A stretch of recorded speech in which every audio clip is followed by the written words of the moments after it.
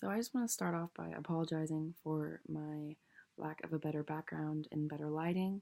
I'm currently in a cabin in Missouri, and I'm also only here with my grandmother, so I will not be having an audience today, unfortunately, but we're just going to roll with it, so let's get started. No matter where you live in the world, you're going to be faced with a plethora of natural disasters that you're up against. It just depends on what region of the world you live in. In Florida, we're faced with things like hurricanes, tropical storms, things like that. And I think we're, a little more fortunate because we can see these storms forming in the ocean. We have time to prepare, we have evacuation routes. Um, but with the current devastation and with the California fires, it's not that easy. I have a lot of family that lives out there, and I've been keeping up with it. The camp, it's called Camp Fire, the really bad one right now. It's the deadliest fire in the state's history, with currently 77 people confirmed dead and 993 people still missing. Wildfires can spread at a rate of 60 football fields per minute, so they can burn 60 football fields in 1 minute. That's almost impossible to wrap my head around, and it's just absolutely devastating. But wildfires can be managed a lot more safely than they are, with the citizens in mind first. I want to explain certain protocols and try and persuade my audience of strategies to evacuate citizens a lot more smoothly.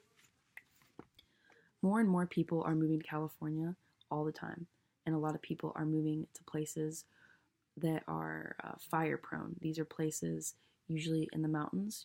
California is very dry with a lot of forests, grasslands, and shrubs. Natural places, beautiful places, but they are risks for fire.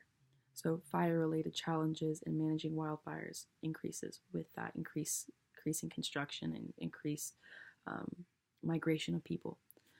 And one strategy to maybe help this is an increased buffer zone for vegetation around homes.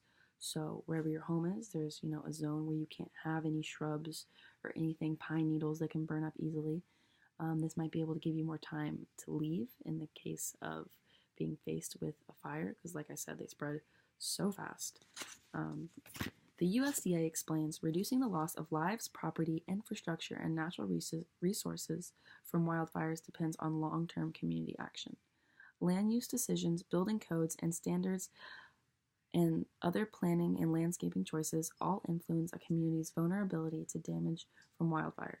Communities can reduce the risk of such damage by becoming knowledgeable about and engaging in actions to plan and protect their homes and neighborhoods from wildfire.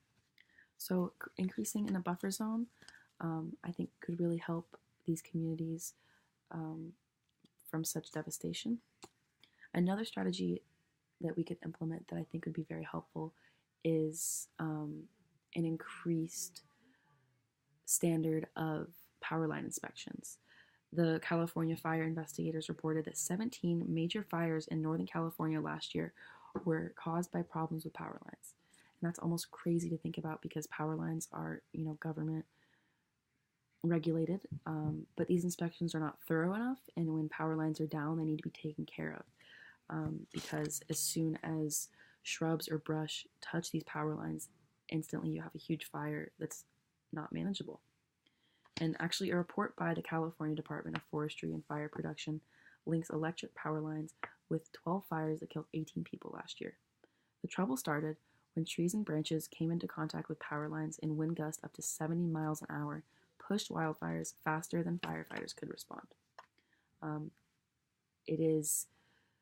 It's simple to say, just go check the power lines, but I understand there's cost involved and stuff like that, but right now in these California fires, they're looking at an estimation of like $9 billion in damage. So you really have to just kind of think risk assessment. The last strategy I think that we could implement is just general education of the people and a better emergency system in place from the government.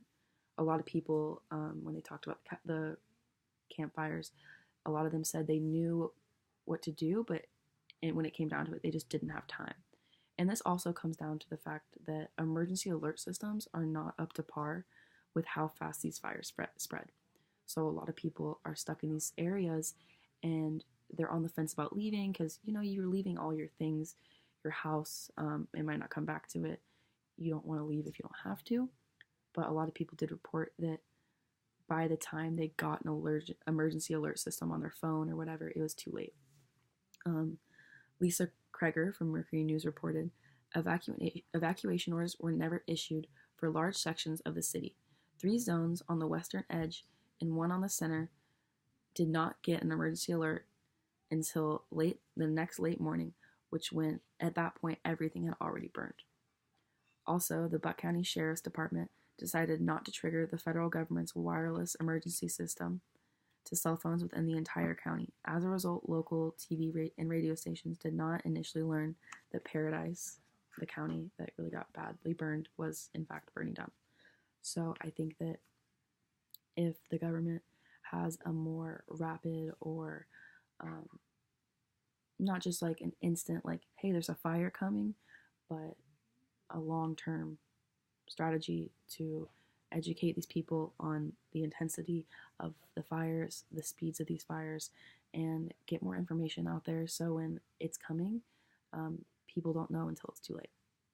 So all in all, I'm not saying that wildfires are, we can just eliminate them at all. That's inevitable. Like I said, natural disasters are going to happen regardless.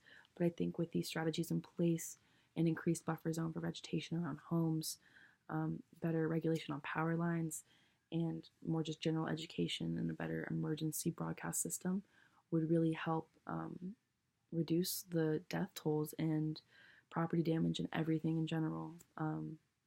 So yeah, with all that being said, thank you for listening, and I hope you were persuaded.